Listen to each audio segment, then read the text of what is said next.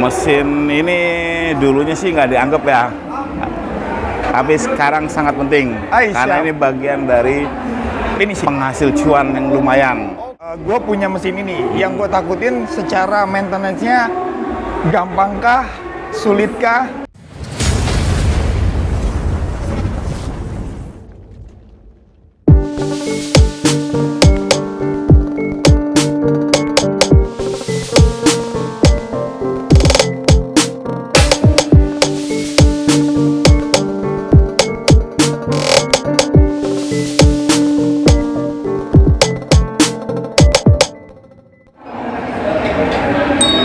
Assalamualaikum warahmatullahi wabarakatuh. Kalau kemarin kita bahas tentang sublimasi dan advertising, tapi tidak kalah seru kalau tidak kita bahas mesin yang satu ini, yang bisa dibilang bisa di-include kemana saja, terutama di bisnis souvenir dan merchandise. Tidak perlu lama, langsung saja kita bahas dengan spesialisnya. Yuk. Hai bro, sehat? Hari ideal. Kita ketemu. Kalau dari sebelumnya udah dibahas tentang sublimasi, advertising, tapi tidak kalah seru dengan yang bakal kita bahas mesin satu ini. Yang di awal yang selalu gue pengen tanya, kenapa dengan mesin yang satu ini include banget nih di bisnis kemana aja masuk? Menurut lu gimana sih bro?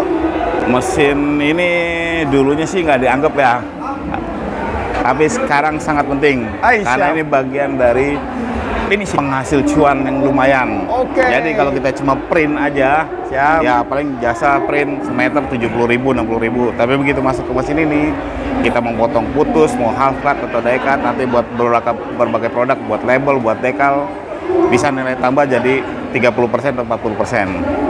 Berarti bisa dibilang kalau kemarin-kemarin dilupakan. Ya, mungkin 10 tahun yang lalu ini mesin ya dianggap sebelah. Tapi kalau aja. sekarang lagi happening banget. Mesin ini sekarang terutama dari cuannya bagus ya bro ya. Semenjak 8 tahun yang lalu udah. Kalau dari bentuknya mungkin cukup terlihat baru dari versi sebelumnya. Ya. Lu bisa sebutin ini Graptek yang tipe berapa dan teknologi yang terbaru seperti apa? Untuk seri ini yang seri CE8000, untuk teknologi mungkin perbedaannya nggak begitu banyak ya. Di display yang terlihat lebih beda tuh di display, dia udah touchscreen, tapi dia masih ada dua fungsi, bisa pakai tombol, bisa touchscreen. Jadi lebih. Oh jadi ini fungsi ya? Ya ini berfungsi. Siap. Jadi kalau misalnya kita terlalu sering tombol pencet di LCD takutnya bermasalah, kita bisa pakai di sini. Jadi dua-duanya bisa berfungsi. Berarti keunggulan yang terbaru sudah touchscreen sama tombol. Terus ada lagi yang terbarunya? Terus dia near kabel, jadi koneksi bisa pakai WiFi, nggak usah pakai kabel lagi, colokin, dia bisa connect di mana aja. Oh, berarti nggak beda dengan yang Graptek ASF? Ya, dengan seri ASF. Cuman kalau ASF lebih fungsinya ke A3 label stiker. Nah, kalau ini jenisnya roll to roll. Bisa roll to roll, bisa buat dekal, bisa buat label. Tapi untuk label stiker sendiri pun bisa kan bisa, pakai ini masalah. Kan? Harganya kan dia lebih murah daripada yang ASF.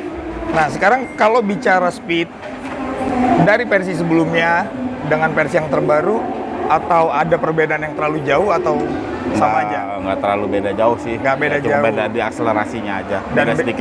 Beda sedikit. Dan yang jelas durability nomor satu. Ya, nomor satu. Oke, terus sekarang dia sudah include penjualan itu dengan stand. Oh, yang sekarang sudah include dengan stand. Nah, yang ini nih. Kalau dulu kan opsional. Jadi yang CE6000, CE8000 sorry, infonya dari Bro Arif itu include pembelian kalau dengan sudah dapat standnya. Jadi satu paket pembelian itu sudah dapat mesin sama stand, sama training, sama instalasi. Tapi menurut lu sendiri nih bro, zamannya semakin bertumbuh untuk terutama di bisnis yang advertising. Menurut lu seperti apa? Kan kalau kemarin sempat kita ada transisi dari polyflag ke label stiker. Nah sekarang advertising itu seperti apa? Ya masih bisa main sih, untuk pemain advertising, walaupun kalau pemain label sudah sebagian pasar diambil ke mesin auto seat cutter, tapi untuk mesin auto roll ini ya bisa dipakai buat bikin advertising untuk display atau oleon box, untuk apa yang di pinggir jalan tuh buat rambu-rambu, terus billboard itu masih bisa banyak. Pasarnya masih banyak lah, nggak cuma main label aja, jadi pasarnya masih terbuka lebar buat finishing, buat dekal juga masih utama lah buat pemain dekal ini. Berarti tidak lain ya tetap harus inovasinya dikembangin. Ya, berarti kita kalau nggak cuma bisa main di label aja, masih banyak pasar yang masih terbuka buat mesin ini. Berarti kalau bicaranya stripping atau wrapping mobil seperti ini, bro? Ya, seperti ini. Jadi kita print di mesin mutohnya, untuk stikernya dilaminasi, baru kita cutting di sini. Nah, sekarang untuk secara maintenance nih, ya banyak versi-versi sebelumnya atau mesin-mesin yang lainnya, tapi terutama Grabtech lebih maintenance-nya untuk ngejaga kestabilan, terutama buat pelaku industrinya seperti apa? Maintenance mesin perawatan atau gimana nih? Bisa dibilang, anggap gue punya mesin ini, yang gue takutin secara maintenance-nya gampangkah, sulitkah, ataupun gue merasa takut di saat lagi ada orderan yang banyak. Mesin ini sebenarnya gampang ya, paling simple di mesin cutting stiker ini. Jadi kalau kan ada beberapa printer dia masuk print and cut, jadi satu mesin ada print sama cut. Tapi kalau kita pisah justru lebih efisien. Jadi kalau kita masih ada kerjaan print, bisa cutting langsung jalan di sini, nggak perlu nunggu sampai kering atau gimana. Terus perawatan juga ini ya cuma perlu dibersihin aja dari debu, nggak perlu sampai ada perawatan harus perawatan khusus setiap hari, nggak perlu. Yang penting tempatnya bersih, kita bersihin, kita lap. Ya kalau kotor dibersihin, lap, selesai lah, nggak ada masalah. Jadi nggak ada benar-benar perawatan nggak ada perawatan khusus. Mudah banget lah ya. Mudah. Secara maintenance pun part-partnya aman. Nah, sekarang untuk dari lu sendiri, terutama lu kasih kisi-kisi, anggaplah untuk UMKM, bisa kerjasama ataupun bisa berkolaborasi, terutama advertising, seperti apa? Ya kalau kita misalnya buat UMKM, misalnya dana kita terbatas, dananya terbatas, kita nggak perlu punya mesin print, jadi kita bisa jasa print di luar, kita buat desain. Yang pasti kalau buat kita mau UMKM, kalau belum punya mesin printingnya, kita buat registernya dulu biar kita bisa print di luar, baru cutting di sini. Jadi kalau misalnya kita masih pemula, punya aja mau main dekal atau gimana, nggak mesti punya mesin printing dulu. Yang ada mesin cutting, kita buat desain, dibuat software file yang buat di cuttingnya, kita print di luar, bisa jalan di sini. Jadi nggak perlu, kalau UMKM kan kadang ya mungkin dananya terbatas, jadi nggak perlu beli mesin printnya dulu, bisa mesin cuttingnya dulu karena lebih murah mesin cuttingnya. Ya, terutama bisa dipakai untuk branding gerobaknya ataupun. Nah, di sini lu mau tunjukin apa? Ini lagi mau dijalanin atau seperti apa? Ini sebenarnya niatnya buat bikin tag, karena ini kan temanya Fashion Week, jadi buat tag buat di baju. Cuma karena kita terbatas, nggak ada printernya buat di mesin A3 atau buat art karton, ya kita. Tapi nggak apa-apa, bro. Coba dikasih lihat aja ke yang nonton. Nah, ini salah satu C8060 yang terbaru. Dia punya area yang 60 cm.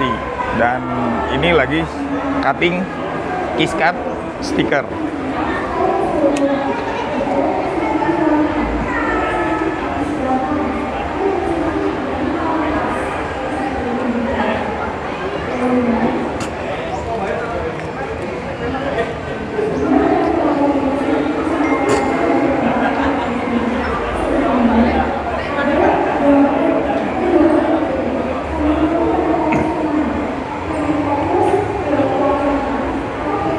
Dan ini sampel yang sudah dipotong.